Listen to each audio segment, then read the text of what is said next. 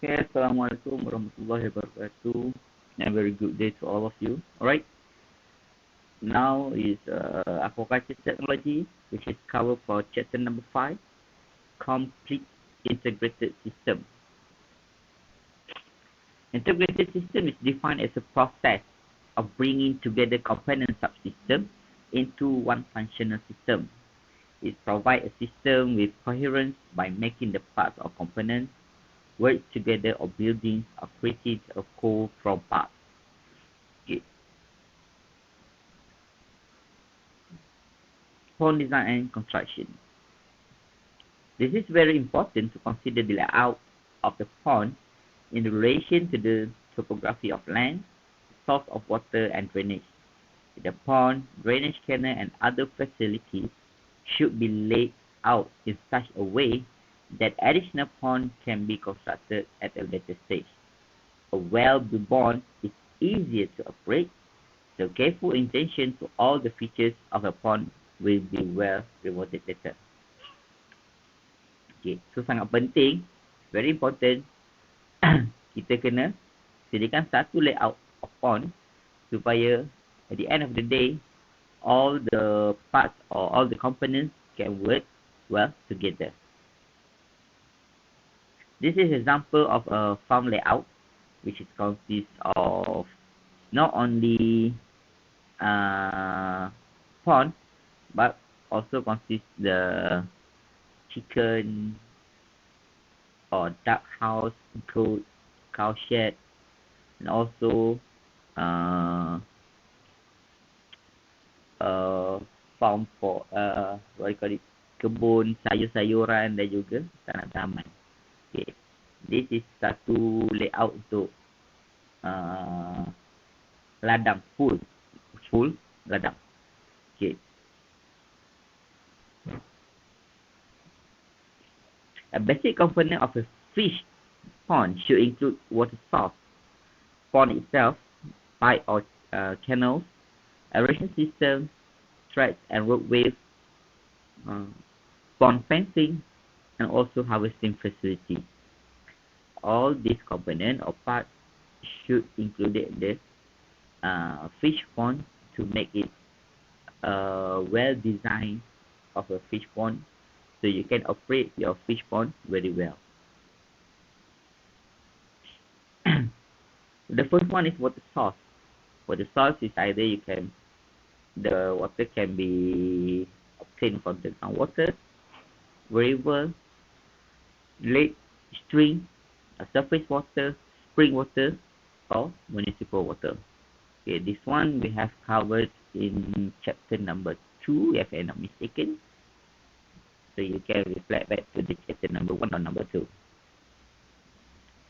The second is pond itself. Pond itself should be constructed to obtain a very suitable and a pond that can hold water perfectly for your fish pond. Step in pond construction. The first one is by prepare the site by removing unwanted things such as the trees, bushes and rock, which is we have covered it before. And then the construction of seepage free and secure dike by using the clay core, digging the pond and construction of dike over the clay core.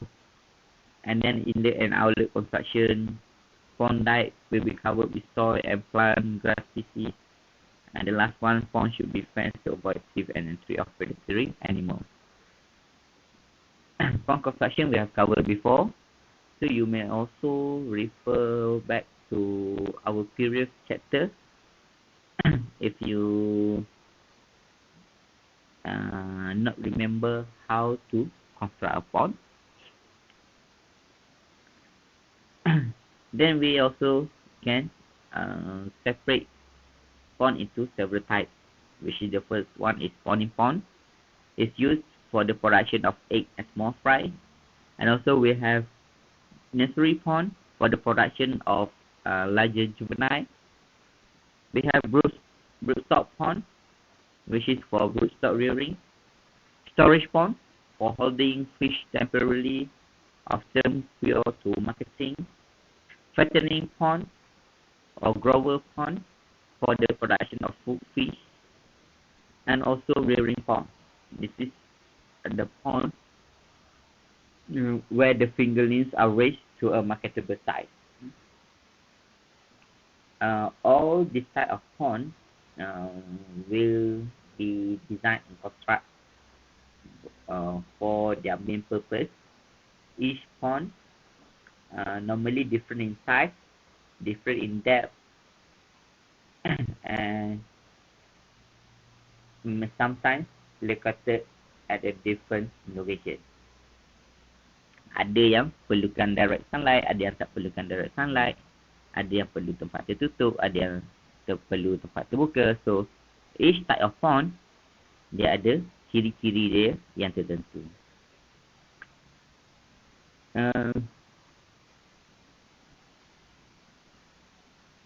This is one of the layout of the full scale of fish pond that consists of spawning pond, nursery pond, broodstock pond, storage pond, and also fattening pond.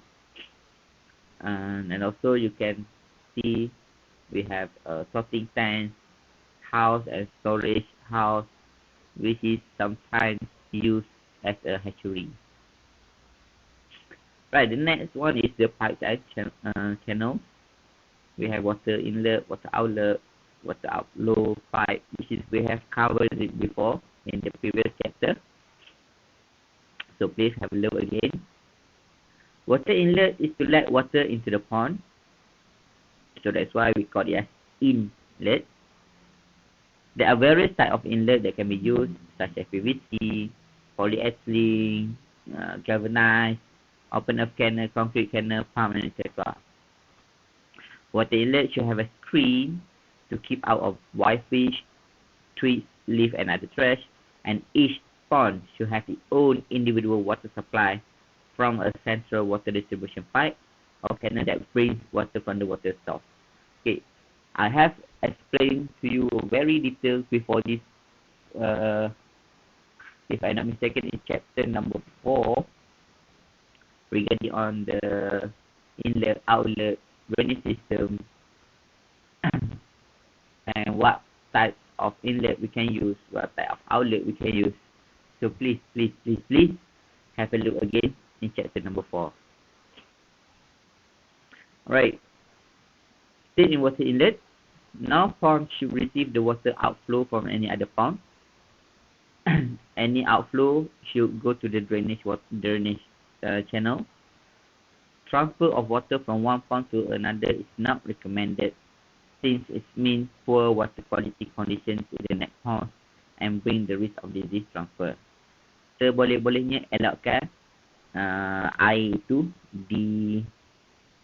dialihkan daripada satu kolam ke kolam yang lain, kerana ia akan menyebabkan kolam-kolam yang terakhir akan menerima kualiti air yang sangat teruk ataupun kualiti air yang tidak bagus, which is boleh menyebabkan masalah jangkitan penyakit.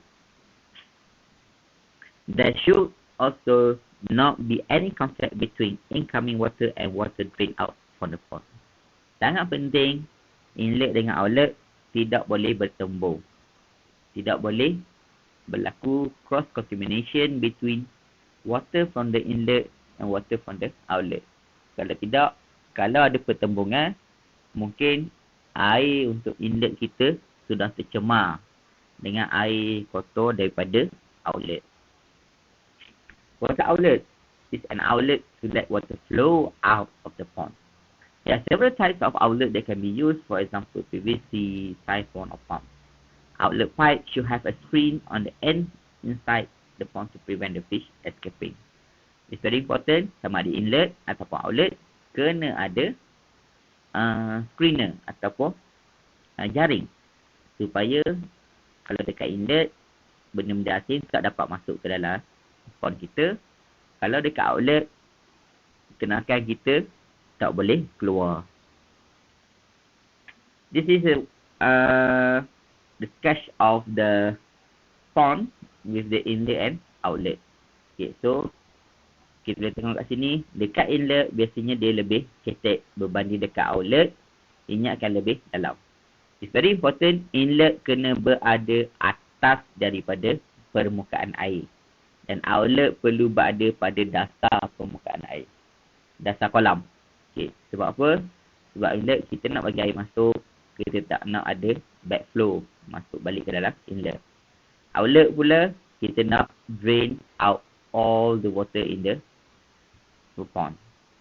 So kalau outlet kita duduk dekat atas, kita tak boleh nak drain out water 100%. Okay. The next thing is water outflow pipe. An overflow is an extra pipe to let excess water flow away during heavy rainfall. It should be placed toward the outlet side about 20 to 30 cm below the top of the dike and about 20 cm above normal water level. The overflow pipe should also have screen to prevent the fish escaping. Okay. Overflow pipe adalah dekat sini. This is overflow pipe. Fungsi dia adalah nak mengelakkan daripada air dalam kolam kita melimpah. Salah satu contoh yang boleh tengok secara jelas adalah dekat kolam dekat muka. Yang pipe warna putih tu, actually dia nak berfungsi sebagai overflow pipe. Tapi kesilapannya adalah overflow pipe itu menyebabkan air bergerak di antara satu kolam ke kolam yang lain. So, ianya adalah satu overflow pipe tapi tidak memberikan fungsi yang sebetulnya. Overflow pipe should located at the outlet. Kemudian kita naikkan satu pipe lebih kurang 20 cm lebih tinggi daripada paras air yang kita nak, dan mestilah 20 ke 30 cm kurang daripada paras dike ataupun sisi kolam kita, daripada ketinggian kolam, supaya air tak akan melimpah sampai ke dike. Number 4 is aeration system. The objective of aeration system is to increasing the area of contact between air and water. The second one is to circulate water so that fish can find area with higher oxygen concentration. Most aerators are in one of the following categories. The first one is surface spray or vertical pump. The second is pump sprayer. The third one is paddle wheel. The next one is diffuse air, and the last one is propeller aspirator pump. Right. These categories will give you different type of aeration or aerator, but with the same purpose, is to aerate the water, to provide oxygen to the water, or to increase the rate of what gas exchange in the water. Okay. Fungsi aerator ni sebenarnya adalah untuk meningkatkan kadar oksigen di dalam air dan juga meningkatkan kadar pergerakan gas di dalam air ataupun kadar pertukaran gas karbon dioksida dan juga oksigen di dalam air dengan permukaan udara. Okay. Surface spray or vertical pump adalah dia berfungsi menyedut air daripada dasar dan menolak air naik ke permukaan udara supaya air ni akan bersentuhan dengan permukaan udara dan berlakulah proses gas exchange di mana karbon dioksida yang ada dalam air akan dilepaskan ke permukaan udara dan oksigen yang ada di udara akan masuk ke dalam air. Caranya adalah ia menyedut, pump air dan menolak air ke permukaan. Kita nak tengok diffuse air, ianya konsep lebih kurang sama, tapi ianya bukan mengepam air, tapi ianya adalah supply air di bawah udara dan tembak daripada dasar kolam. So, udara tu sendiri akan bergerak ataupun bertukar di dalam air. Dia bukan tolak ke atas. Dia bukan tembok ke udara. Paddle wheels adalah dia mengacau ataupun memukul air tu menggunakan apa panggil ni, pedal dia supaya air tu bergerak ataupun terpecik ke udara dan berlakulah proses pertukaran gas karbon dioksida dan juga oksigen di permukaan udara. Okay. So, pump ada pelbagai jenis tapi fungsinya adalah sama, cuma cara ia bekerja adalah berbeza. Okey. Kebiasaan kita guna dekat hatchery adalah jenis diffuse air. Okey.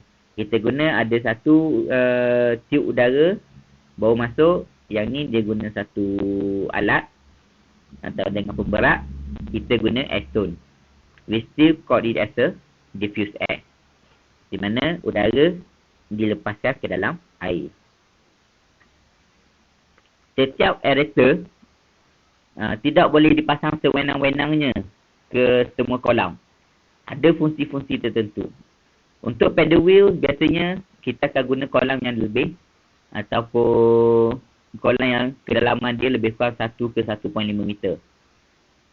Kalau terlampau dalam, paddle wheel ni juga tak berfungsi sebab dia tak boleh nak menggerakkan air yang berada di dasar kolam sebab terlampau tinggi. Tapi kalau air tu terlampau cetek, paddle wheel ni boleh menyebabkan berlakunya hakisan dasar kolam. Sebab paddle wheel tu bergerak, dia akan menolak air. Tujahan air tu akan menyebabkan dasar kolam, lebih-lebih lagi kalau kolam tanah, dia akan terhakis. Surface spray or vertical pump ni juga kena tengok kapasiti dia. Kalau terlalu dalam pun tak boleh guna. Kita kena guna alternatif lain supaya ianya boleh menolak air tu pergi ke permukaan air. Tetapi kita tak boleh letak dia terlampau dekat dengan dasar kolam. Nanti dia akan seduk tanah dekat dasar kolam tu dan menyebabkan kolam kita jadi madi ataupun ada lumpur. Sebab dia dah sedut lumpur ataupun tanah dekat dalam dasar kolam tu, menyebabkan kolam kita jadi warna coklat ataupun warna tanah. Diffuse air, kalau terlampau dalam, kita tak akan cukup pressure untuk udara tu masuk ke dalam air. Sebab tu kalau kita tengok dekat hatchery, bila you letak air stone dekat dalam tangki yang besar tu, yang dalam, dia punya bubble akan keluar sikit saja. Sebab pump tak mampu nak tolak ataupun lawan pressure air. Right, number 5. Tracks and roadways. Objective of tracks and roadways is to track and roadways along the pond walls for easy access to the pond. Track and roadways ni adalah tempat untuk kita bergerak. Batas dia. Maximize the general efficiency of all activities undertaken by the farm. It also facilitate supervision of all farm and also facilitate transportation of goods and materials. Sangat penting tracks and roadways kita ni kukuh supaya kita boleh menjalankan segala aktiviti yang terlibat di kolam dengan sempurna. Okay. As we can see here, there are some tracks and roadways yang lebar. Ada juga yang kurang lebar. So, bergantung kepada jenis pekerjaan yang kita kena buat. If you have to use any heavy machine, to try to avoid a very narrow track or roadways. Otherwise, track and roadways tu akan rosak. Track and roadways ni sebenarnya adalah dike di antara kolam. So once track and roadways ni rosak ataupun dike tu rosak, so you punya kolam akan dah tak mampu untuk menampung air. Pond fencing. The ponds are fenced to protect from thieves. Okay. Sangat penting kita kena ada pond fencing untuk mengelakkan daripada pencurian. The first one is a very general ataupun the main fencing, pagar yang utama di sekeliling kolam untuk mengelakkan daripada pencuri. Yang kedua adalah fencing around the pond supaya kita boleh mengelakkan daripada pemangsa masuk ke dalam kolam. Contohnya seperti memerang, ketam, katak, any pemangsa yang boleh makan kita punya ternakan kita. Live fence also serve as a windbreak, increase farm diversity, provide privacy to farm and improve the appearance of the fish farm. There are several ways to make fence. This include live fence, pile fence, woven fence, post and rail fence, wire netting fence, stone walls and etc. Right. Nak buat pelbagai jenis pagar pun tak kisah, as long as it provide the main purpose of the fencing. Wire net fence is primarily used in fish farms to stop intruders and protect the fish stock. Okay. Normally, kalau untuk kolam individu, biasanya kita akan guna satu pagar yang legap ataupun seperti apa?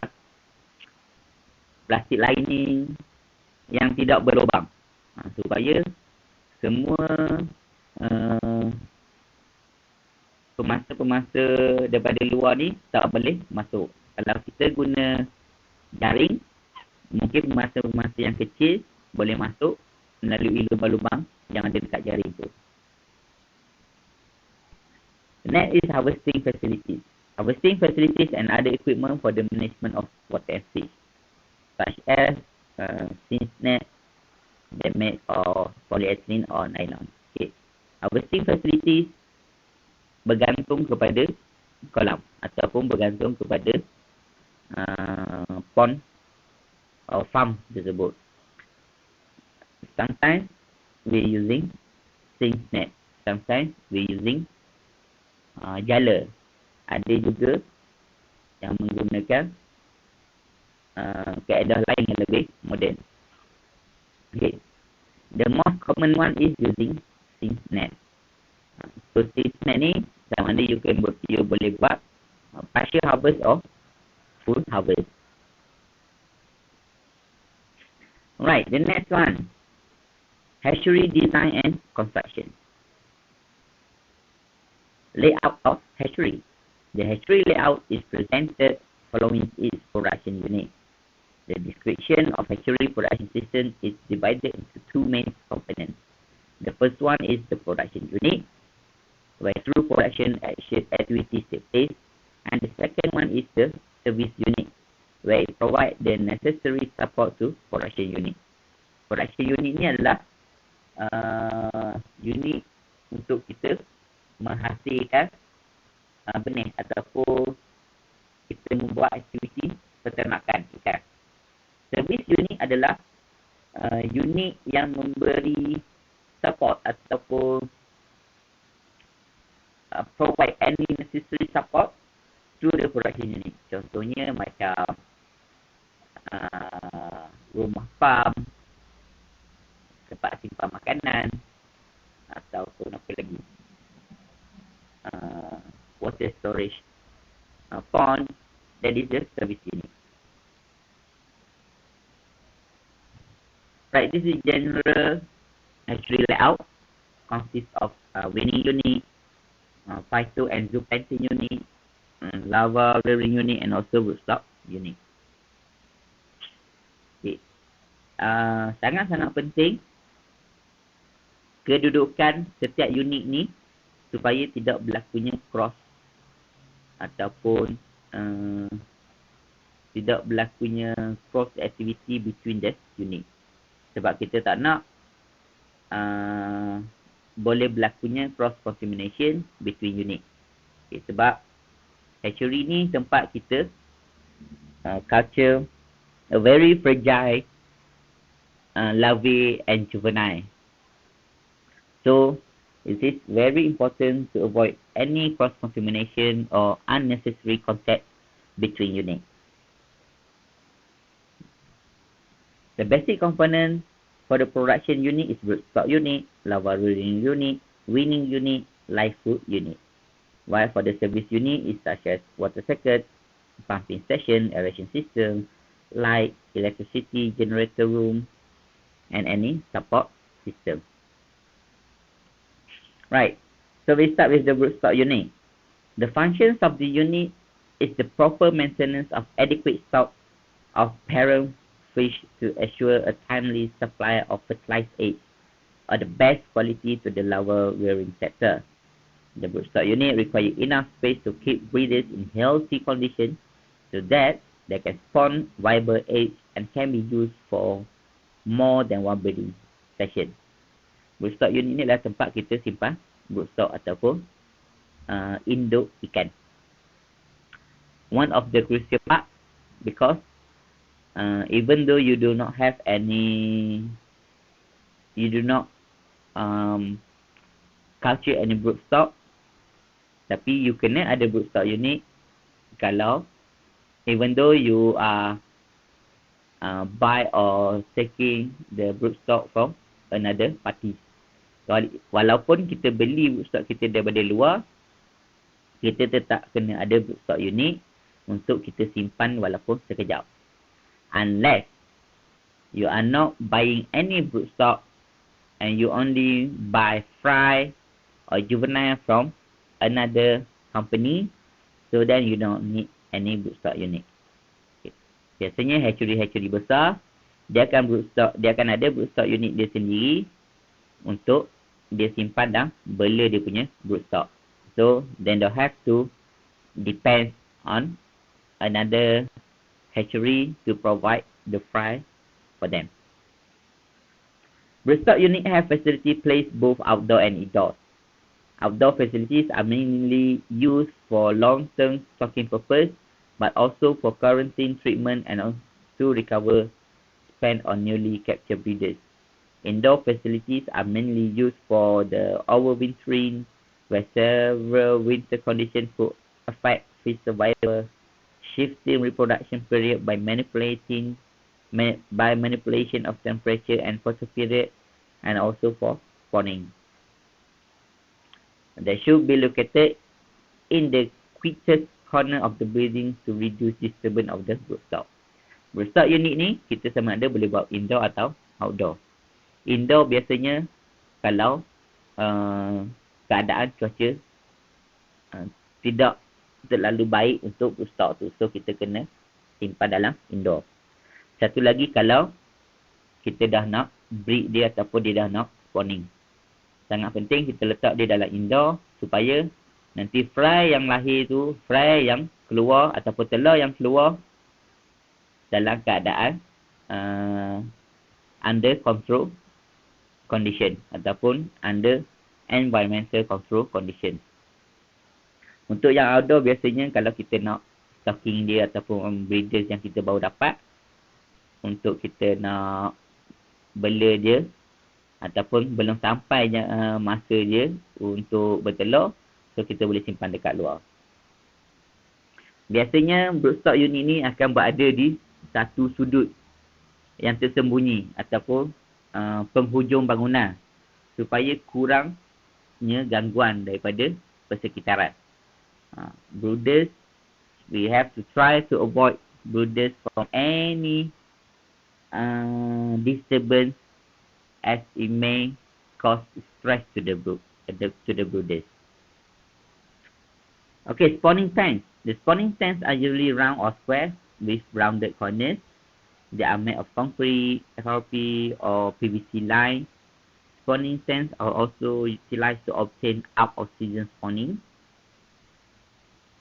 The tank depth should be limited to 1.5 meter as a maximum to facilitate the work of technician. In region with low winter temperatures, the spawning tanks are filled with heated seawater or fresh water. Then the temperature will keep between 40 and 80 degrees. To reduce fuel consumption, a semi-closed recirculation system is often adopted.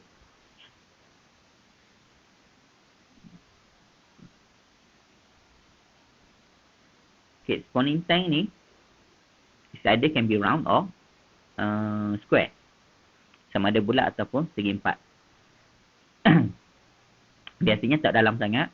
It's around only 1.5 meter supaya technician ataupun operator senang untuk membuat kerja. Okay, dari segi nak collect the egg or collect the fry. Kalau dalam sangat nanti kita sendiri technician pun susah nak buat kerja. Even kita nak maintain dia pun sangat susah. Okay. Normally spawning tank akan berada dekat indoor. Kalau kawasan tu memerlukan air yang sejuk ataupun air yang panas, so we have used either by using chiller or chill water or heated water supaya ianya boleh memenuhi keperluan ataupun fish requirement. Okay, kalau ikan tu biasanya dia the best temperature for the fish is around 20 degree, so kita kena provide air yang bersuhu 20 degree Celsius. Okay, so sama ada kalau tempat kita cuaca panas, kita kena rendahkan suhu air. Kalau tempat kita cuaca sejuk, kita kena tinggikan suhu air. Right. The spawning tank should fulfill the following conditions.